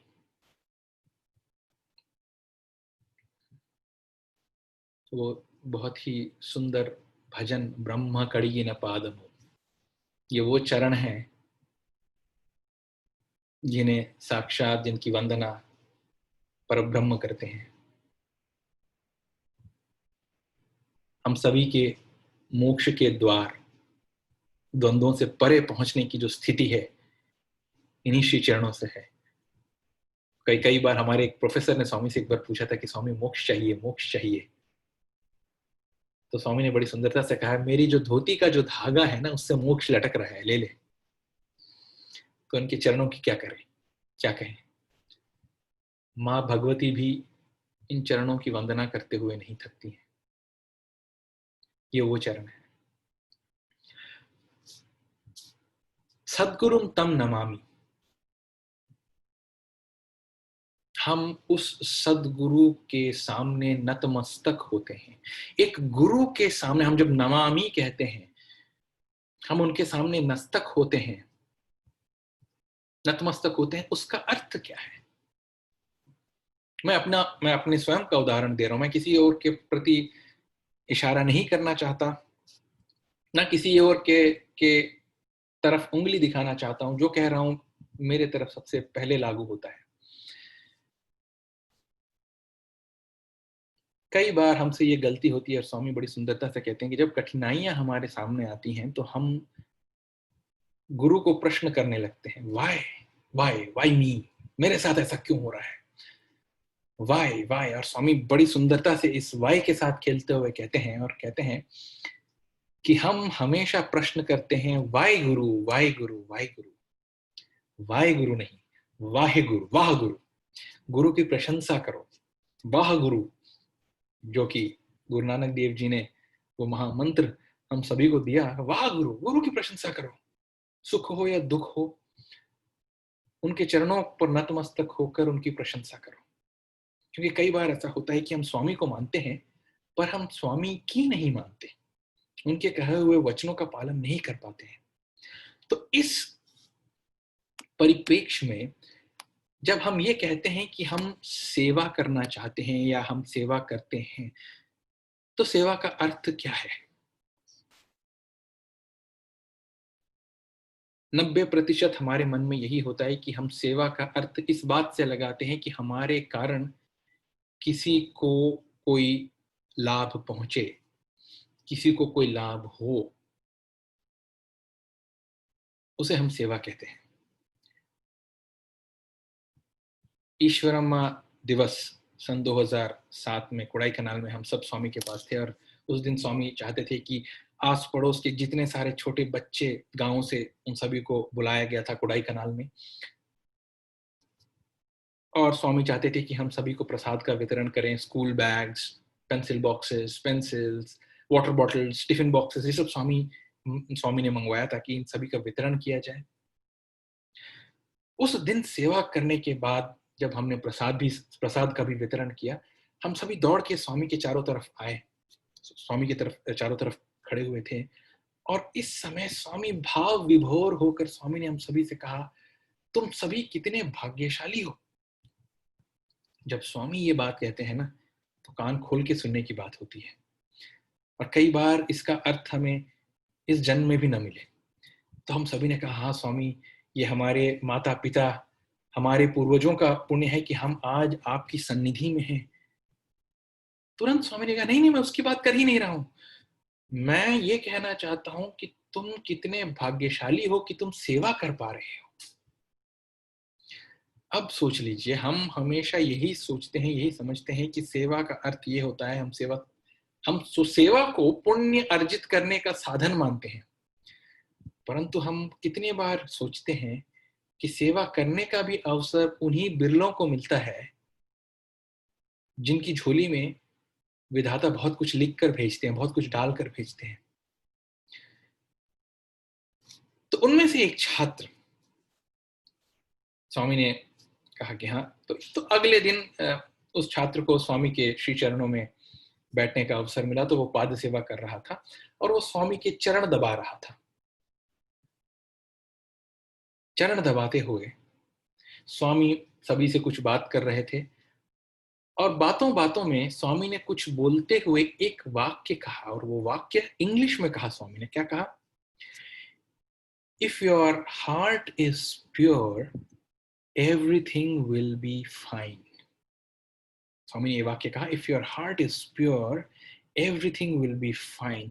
ये इस छात्र से संबंधित कुछ नहीं था। स्वामी किसी विषय में बात करते हुए अंत में if your heart is pure everything will be fine बोलते हुए इस छात्र की ओर देखते हैं जो कि उनके पैर दबा रहा है, उनकी पाद सेवा कर रहा है, और देखकर मानो एक सर को हिला के बोलते हैं कदा, यानी है ना, जैसे कि मानो उनकी प्रतिक्रिया मांग रहे हो या उनकी प्रतिक्रिया ढूंढ रहे हो उनमें। If your heart is good everything will be fine कदा। स्वामी देखते हैं इस छात्र की तरफ और ये हाथ जोड़ देता है तुरंत। ये घटना थी सन 2007 मई की। सन 2016 में जबकि स्वामी अपना भौतिक शरीर छोड़ चुके थे, ये छात्र उस समय अपने सांसारिक जीवन में कुछ इस तरह जटिलता में फंसा हुआ था कि उसे रोना आ गया और उसे ऐसा लगने लगा कि आगे का पथ बहुत ही दुर्गम है। और ये सोचते हुए वो ये सोचने लगा कि स्वामी अब मैं आपसे कैसे संपर्क साधूं। इतने में उसका छोटा सा बेटा बैठा हुआ था सामने, वो अपने किसी खिलौने के साथ खेल रहा था।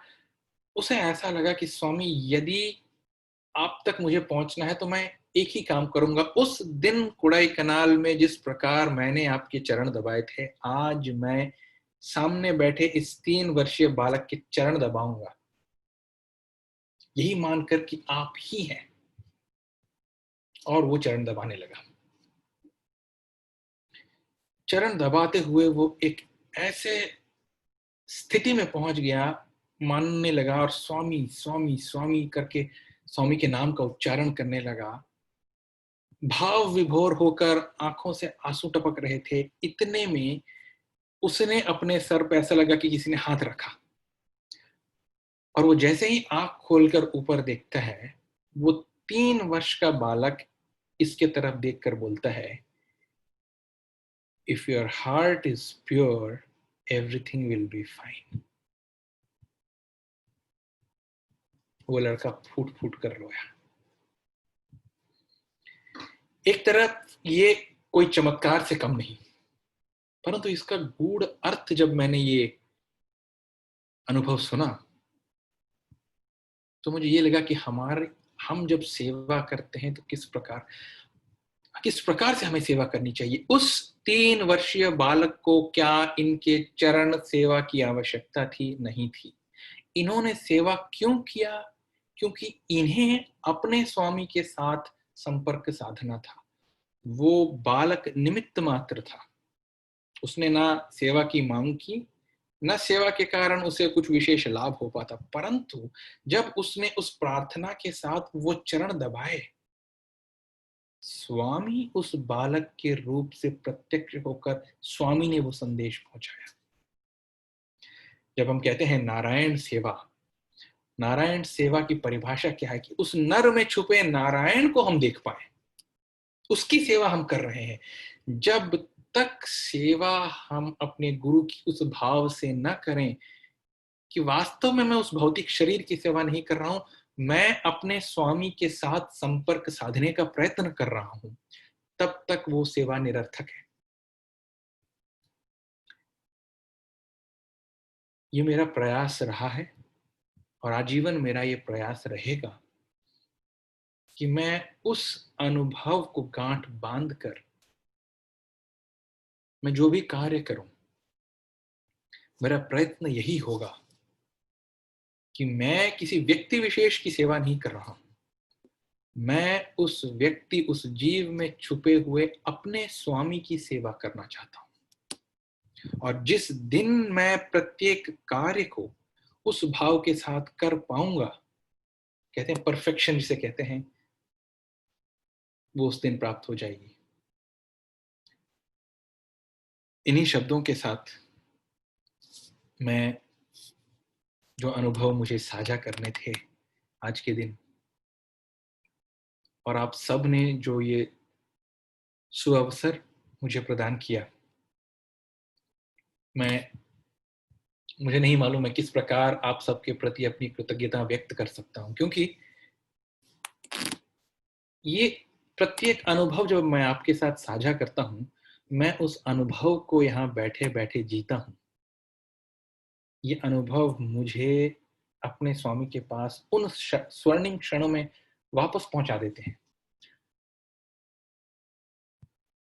और इस अनुभव का मैं किस प्रकार से कृतज्ञता व्यक्त करूं, मुझे बिल्कुल नहीं मालूम। मैं मात्र आप सब के प्रति सविनय ये निवेदन ही कर सकता हूं कि स्वामी हम सभी के ऊपर अपनी कृपा दृष्टि बनाए रखें। गत 3 दिनों से डॉक्टर बी श्रीनिवास नायडू जी निरंतर लगे हुए थे मेरे पीछे कि जगदीश सब सही तो है ना, सब ठीक तो है ना, किसी प्रकार की कोई तकलीफ तो नहीं है। जिस तरह से उन्होंने प्रत्येक 3-4 घंटों में फोन लगा के ये सुनिश्चित करना कि मेरे तरफ से सब ठीक तो था कि नहीं, कोई विशेष कोई जरूरत है कि मेरी तरफ से इस सबको इस कार्यक्रम में शामिल होने के लिए, इतने प्रेम के साथ, कई वर्षों से उन्हें जानते हैं। मैं आभार व्यक्त करना चाहूंगा उनके प्रति कि उन्होंने ये अवसर दिया। साथ ही साई परिवार के उन सभी सदस्यों का, विशेषकर साई प्रसाद जी और प्रभाकर उपाध्याय जी जो कि स्पिरिचुअल कोऑर्डिनेटर्स हैं, नवीन राजा जी और साक्षी उपाध्याय जी जो Mumbai metro region members for the national committee हैं, जिन्होंने पिछले बार एक ट्रायल करते हुए ये सुनिश्चित किया कि जो भी मैं बताने जा रहा हूँ उसमें किसी प्रकार का विघ्न ना पड़े, किसी प्रकार की कोई बाधा ना आए, हम सब एक दूसरे से ये अनुभव साझा कर सकें बिना किसी रुकावट के, बिना किसी विघ्न के। मैं आप सभी के प्रति, जो कि एक पूरी टीम बनकर मेरे साथ जुड़ी रही पिछले 3-4 दिनों से, इनफैक्ट श्रीनिवास भैया तो एक हफ्ते के पहले से ही, मैं आप सब के प्रति अपना आभार व्यक्त करना चाहूंगा। और उन सभी भक्तों के प्रति जो आज इस कार्यक्रम के माध्यम से हम सभी से डिजिटली जुड़े हुए हैं, जिन्होंने मुझे ये अवसर दिया, ये सुअवसर दिया कि मैं आप सभी के साथ इन अनुभवों को बांट सकूं और पुनः उन्हें जी भी सकूं। जय साई राम।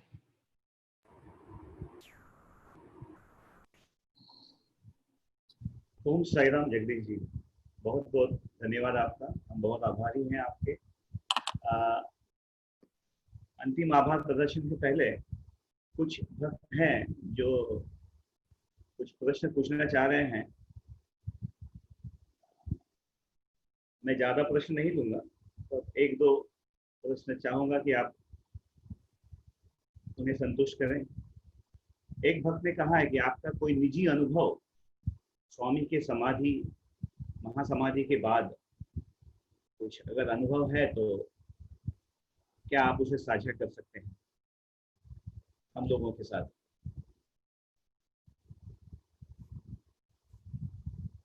एक अनुभव हो तो कर पाऊं, बहुत सारे हैं, लेकिन एक सुंदर बात मैं आप सभी के साथ साझा करना चाहूंगा।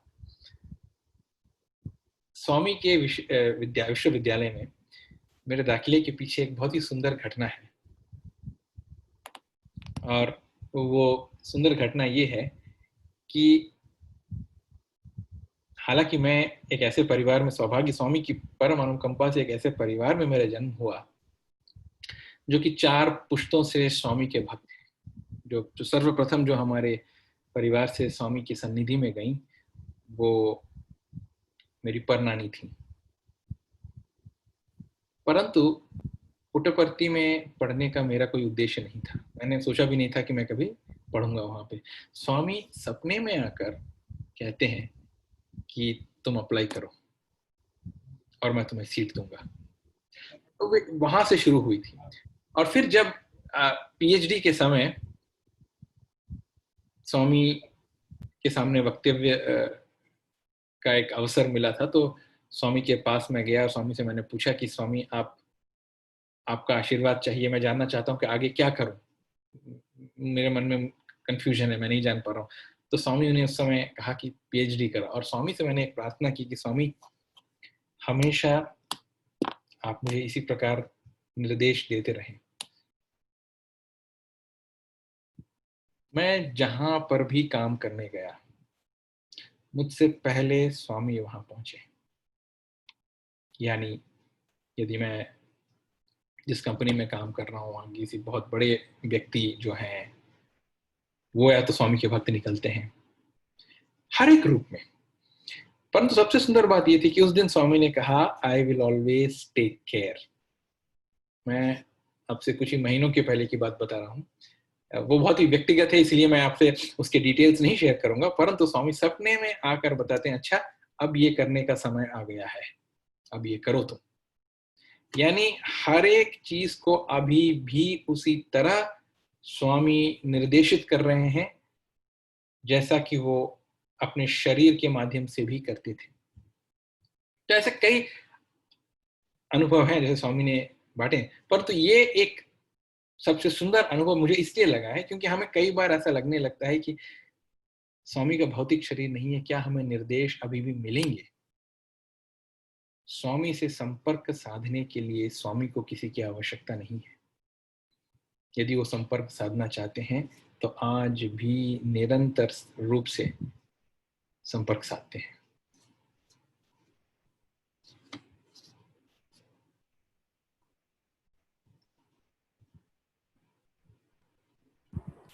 धन्यवाद डॉक्टर जगदीश चंद्र जी। एक और प्रश्न, आखिरी प्रश्न होगा क्योंकि प्रश्न काफ़ी आ रहे हैं, तो मैं सभी को नहीं ले पाऊंगा, लेकिन एक आखिरी प्रश्न है कि चूंकि आप काफ़ी अभिनय कर चुके हैं अपने छात्र दिनों में स्वामी के सन्मुख, और कई नाटक स्वयं लिखे हैं आपने, और ड्रामा स्वामी के सामने प्रति में आपने किया भी है, तो कोई सीख या कोई लर्निंग स्वामी के द्वारा उस ड्रामा करते समय कुछ, अगर ऐसा कुछ अनुभव है तो हम लोग जरूर सुनना चाहेंगे। बिल्कुल, मैं आपसे आपके साथ दो अनुभव साझा करूंगा। समय की पाबंदी है क्या? कुछ समय है क्या कि 5-10 मिनट में खत्म? वी हैव 5 मिनट्स, हमें अपना समय 5 minutes, okay, I will try to wind it up in 5 minutes. तो ये सुंदर अनुभव ये है कि कॉन्वोकेशन ड्रामा का समय था, और आप सभी जानते हैं कि कॉन्वोकेशन ड्रामा यानी जो विश्वविद्यालय का स्नातकोत्सव समारोह होता है उस दिन 22 नवंबर को, स्वामी के जन्मदिवस के एक दिन पहले, उस दिन जो ड्रामा की प्रस्तुतिकरण होती है, खास बात यह होती है कि उस ड्रामा के निर्देशक, script writer, director, actor, director, producer सब स्वामी होते हैं। तो स्वामी के देख रेख में उस ड्रामा का निर्देशन होता है, संचालन भी होता है। तो एक दिन रिहर्सल के पहले स्वामी ने हम सभी जो छात्र थे उस ड्रामा में जो नाटक में थे, उन सभी को बुलाया इंटरव्यू के लिए, और हम सभी अंदर बैठे हुए थे। तो उस समय देखिए स्वामी का जो एक्सपेक्टेशन है, स्वामी क्या, उनकी सोच क्या है, क्या वो हमसे प्रत्यक्ष या अप्रत्यक्ष रूप में क्या चाहते हैं। तो हम कई बार बोलते हैं कि हाँ स्वामी पूरा प्रेम में है, कुछ भी करो, कैसा भी करो। नहीं, ऐसा नहीं चलता है। स्वामी के सामने परफेक्शन यानी परफेक्शन। तो जब स्वामी हम सभी को निर्देशन दे रहे थे कि देखो तुम लोगों में से किसी को डायलॉग, एक भी डायलॉग नहीं भूलोगे। हालांकि देखिए प्री रिकॉर्डेड है, ड्रामा प्री रिकॉर्डेड है, लेकिन लिप सिंक करना पड़ता है। तो स्वामी उस समय बोल रहे हैं कोई डायलॉग नहीं भूलेगा। तो हम, यस स्वामी, हाँ अच्छे से एक्टिंग करोगे, तुमको जहाँ खड़े रहना है लाइट तरीके से पड़े, अपने पोजीशन पर तरीके से एक्टिंग भी अच्छे से करना है। हाँ, तो ऐसे निर्देशन कर रहे थे। और अंत में, ताकि हम सब सच में बातें है नहीं एक गांठ बांध ले, उस प्रकार समझाने के लिए स्वामी बोले कोई अगर डायलॉग भूलेगा ना तो मैं वहीं से स्टेज पे आके झापड़ मारूंगा तुमको, बोले स्वामी। अब सोच लीजिए, यानी जब स्वामी कोई कार्य करवाना चाहते हैं तो उनकी अपेक्षा कैसी होती है, वो क्या सोचते हैं कि हम किस प्रकार करें। उस समय जब हम वो ड्रामा कर रहे हैं, हमारा पूरा जो मन, कर्म, वचन जो बोलते हैं ना, वो पूरा उस कार्य में 100% होना चाहिए, 100% उसी में हमारी आस्था, हमारा ध्यान मानो वही स्वामी है हमारे लिए, ऐसा करना चाहिए। वो स्वामी की एक्सपेक्टेशन। दूसरा, ये थोड़ा लंबा लेके शायद 3 मिनट ले लेगा। सन 2007 में जनवरी का महीना था, जब sports meet, annual sports and cultural meet जो होता है विश्वविद्यालय का, संक्रांति के दिन हमने एक नाटक का प्रस्तुतिकरण किया स्वामी के सामने। नाटक का नाम था श्री कृष्ण राय बारम, और स्वामी की विशेष अनुकंपा रही कि मुझे उसमें भगवान श्री कृष्ण की भूमिका अदा करने का सुअवसर मिला था। तो उस दिन क्या हुआ कि किस तरह स्वामी गाइड करते हैं, ये सबक, इस अनुभव का सबक क्या है, ये हम सभी के लिए, अपने लिए है जो हम सोच रहे हैं। परंतु ये अनुभव क्या था मैं आपको वो बताऊंगा। मैं इसका उतना सार नहीं बताऊंगा, मैं अपनी प्रतिक्रिया बताऊंगा। सभी छात्र बैठे हुए थे अपने मेकअप लगाकर, और मैं भगवान श्री कृष्ण की तरह सज धज कर बैठा हुआ था। स्वामी अंदर आते हैं, अंदर आते ही जैसे भजन हॉल में हम सब बैठे हुए थे, और भजन हॉल से स्वामी कार में आए, और कार से स्वामी मेरे तरफ देखते हैं और उनका चेहरा ऐसा सिकुड़ जाता है। स्वामी बोलते हैं, इतना गंदा, इतना नीला रंग किसने लगाया तुम्हारे चेहरे पर, भगवान श्री कृष्ण ऐसे दिखते ही नहीं थे बिल्कुल। और मेरा चेहरा उतर गया। मान लिए अभी मैं 5 मिनट में ड्रामा करने वाला हूँ और स्वामी आके सीधे यही बोलते हैं कि श्री कृष्ण ऐसे दिखते ही नहीं थे, इतना गंदा किसने बनाया तुम्हें। और अब मैं कैसे बचूं, जो हमारे जो मेकअप आर्टिस्ट थे, मैंने उन दोनों की तरफ इशारा कर दिया, स्वामी ये इन्हीं लोगों ने किया है जो भी किया है। और स्वामी आए ऐसे हाथ दिखाते हुए अंदर आए, बोले सुधारो अब इसका चेहरे को। कल्पना कीजिए, 2 हाथ, ये 2 इधर से जा रहे हैं, 2 इधर से जा रहे हैं, और मैं हाथ जोड़ के खड़ा हुआ हूँ स्वामी के सामने, और रगड़ रहे हैं दोनों मेरे चेहरे को। रगड़ते हुए वो नीला रंग घटा रहे हैं, स्वामी खड़े हैं सामने अपने पूरा जो कैसे है, हाँ रुको, अभी रुको, हाँ अभी रंग ठीक है, थोड़ा लाल रंग लगाओ इधर उधर, ये लगवाए। पूरा लगवाने के बाद जो कुछ ग्लिटर होता है वो लगवाया। लगवाने के बाद हाँ आप खड़े हो जाओ। खड़ा हुआ, तो 2 कदम मेरे सामने चलो। 2 कदम जैसे ही चला तो स्वामी बोले, तुम्हारा एंकल दिख रहा है, भगवान श्री कृष्ण का एंकल नहीं दिखना चाहिए, उनके जो वस्त्र को ठीक से एडजस्ट करो। तो ये सब करा। इतने में क्या हो, स्वामी बाकी सभी छात्रों से भी बात करना शुरू करते हुए स्वामी एक से पूछे थे, अच्छा तुम कौन हो इस ड्रामे में, तुम कौन हो। इतने में साधु ऋषि दो भाई थे हमारे, उनमें से एक द्रोणाचार्य थे, दूसरे कृपाचार्य थे। तो स्वामी ने उनसे पूछा कि भाई तुम कौन हो। तो उसने कहा, स्वामी मैं कृपाचार्य हूँ। तो बोले अच्छा कृपाचार्य हो, तो कृपाचार्य के फादर का नाम क्या है। तो स्वामी ने पूछा तुम्हारे फादर का नाम क्या है। तो उन्होंने अपने पिताजी का नाम बता दिया। स्वामी ने कहा, अरे बेटा तुम्हारे पिताजी का नाम, मैं कृपाचार्य के पिताजी का नाम पूछ रहा हूँ। तो अभी इन्होंने कहा, स्वामी कृपाचार्य के पिताजी का नाम किसी को मालूम नहीं है। अब ये हाथ जोड़े हुए हैं। अब जैसे ही एक एक करके स्वामी सबसे पूछते गए वही सवाल, कृपाचार्य के पिताजी का नाम क्या है, कृपाचार्य के पिताजी का नाम क्या है। अब क्या हुआ, इस घटना से ठीक थोड़ी देर पहले उस ड्रामा का जो आखिरी सीन था वो था भगवान श्री कृष्ण कौरव महासभा में अपना विराट विश्व स्वरूप दिखाते हैं। तो वो जो सीन था हम स्वामी को दिखा नहीं पाए अपने रिहर्सल में, क्योंकि वो सीन तैयार ही नहीं था, हमें मालूम ही नहीं था कि हम परिकल्पना नहीं कर पाए उसकी कि किस प्रकार उसका प्रस्तुतिकरण करें। आखिरी दिन जब ये अभी रेडी हो गया तो हम ये चाहते थे कि ड्रामा फाइनल परफॉर्मेंस के पहले स्वामी को हर सीन दिखा दें। तो हमने कहा, स्वामी, मैं हाथ जोड़ के बोल दिया स्वामी को, स्वामी आपको विराट विश्व स्वरूप दिखा दूं क्या। तो स्वामी आंख खोल के, अच्छा तो तुम मुझे विराट विश्व स्वरूप दिखाओगे। और मैं भी बिल्कुल गधे की तरह, हाँ स्वामी अभी दिखा देता हूँ, यहीं पे भजन हॉल में ही थे। स्वामी अच्छा दिखाओ। तो हम सभी खड़े हो गए उस फॉर्मेशन में, विराट विश्व स्वरूप के फॉर्मेशन में। बहुत ही सुंदर दिख रहा था, बहुत ही अच्छा दिख रहा था, और स्वामी भी बहुत खुश थे, और मैं एकदम सातवें आसमान में इतना खुश था। अरे मैंने स्वामी को दिखा दिया सभी सीन, मैं एकदम खुश हूँ, मेरा काम, मैंने ऐसा ये मान लिया कि मेरा ड्रामा यहीं पे खत्म हो गया, अब मुझे और कुछ करना बाकी नहीं है। मैं हाथ जोड़ के स्वामी के चरणों में बैठा हुआ था। इतने में स्वामी वो कृपाचार्य वाला प्रश्न पूछ रहे थे सभी से। पूछते मैं झूम रहा था अपने आनंद में। स्वामी ने पूछा, हे कृष्णा। मैंने कहा, हाँ स्वामी, कृपाचार्य के फादर का नाम क्या है। मैंने कहा, नहीं मालूम स्वामी। अब स्वामी क्या बोलते हैं सुनिए। स्वामी बोलते हैं, क्यों रे कृष्ण, तू इतना बड़ा आदमी बन गया कि मुझे ही तूने विराट विश्व स्वरूप के दर्शन करा दिए, पर कृपाचार्य के पिताजी का नाम नहीं मालूम। कैसा अंतर्यामी है तू। मैंने हाथ जोड़ दिया, मैंने कहा, स्वामी मैं बस नाटक कर रहा हूँ क्या। लेकिन मुझे ऐसा, मेरे में ये सबसे जरूरी बात ये थी कि मैंने अपने हथियार ड्रामा होने से पहले ही डाल दिए थे। नहीं उतना ऑफ गार्ड हो जाना कि जैसे हाँ मेरे लिए हो गया, मैंने स्वामी को सब सीन दिखा दिया, खत्म। लेकिन स्वामी ये एक झटका देना चाहते थे, उस गुब्बारे को फोड़कर ये बताना चाहते थे कि बेटा अभी ड्रामा बाकी है, अभी तुम्हें जाके मैं परफॉर्मेंस देना है। तो ये बहुत ही सुंदर उदाहरण, बहुत ही सुंदर अनुभव था ड्रामा से संबंधित, जो मैंने आप सभी के साथ साझा की।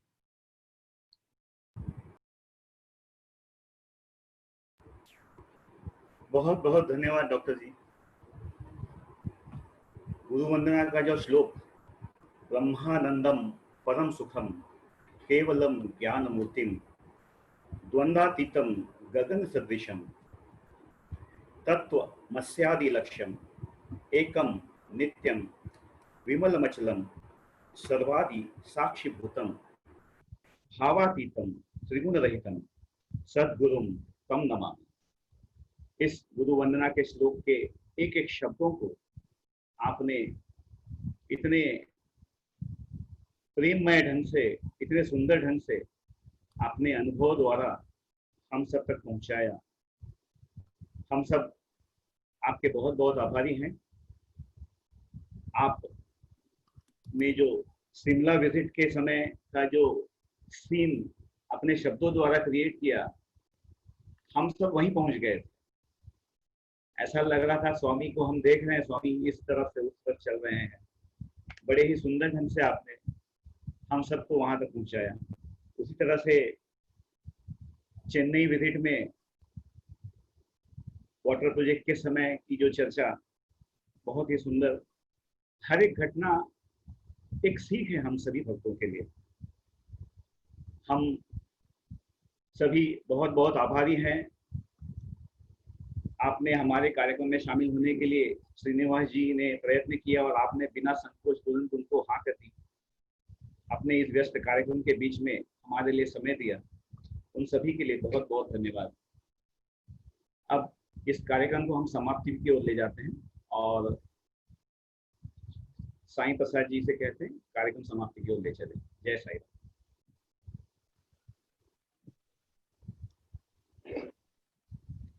समस्त लोका सुखिनो भवन्तु, समस्त लोका सुखिनो भवन्तु, समस्त लोका सुखिनो भवन्तु। ओम शांति शांति शांति। जय बोलो भगवान श्री सत्य साई बाबा जी की जय। साईं राम।